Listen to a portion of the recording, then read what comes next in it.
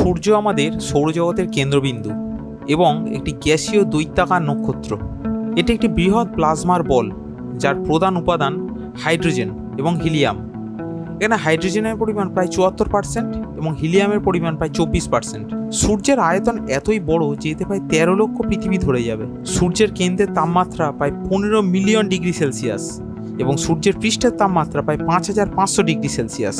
সূর্য প্রতি 11 বছরে একটা চক্র সম্পন্ন করে, যেটাকে সূর্যের ক্রিয়াকলাপ চক্র বলা হয়। সূর্য প্রতি সেকেন্ডে প্রায় 220 কিলোমিটার গতিতে গ্যালাক্সির কেন্দ্রের চারিদিকে ঘোরে। সূর্যের পৃষ্ঠে কিছু অন্ধকার দাগ দেখা যায়, যেগুলোকে সানস্পট বলা হয়। এই স্থানগুলোতে তাপমাত্রা অন্যান্য অংশের থেকে অনেকটাই কম। সূর্যের বয়স প্রায় 4.6 বিলিয়ন বছর। সায়েন্টিস্টরা মনে করেন যে সূর্য তার জীবনের মধ্য গগনে আছে। সূর্যের আলো এবং তাপ পৃথিবীতে জীবন ধারণের জন্য অপরিহার্য। এছাড়াও সূর্য পৃথিবীর আবহাওয়া এবং জলবায়ুকে নিয়ন্ত্রণ করে। সূর্যকে প্রদক্ষিণ করে অনেকগুলো গ্রহাণু এবং ধূমকেতু, যেগুলি সৌরজগতের বিভিন্ন প্রান্তে ছড়িয়ে আছে।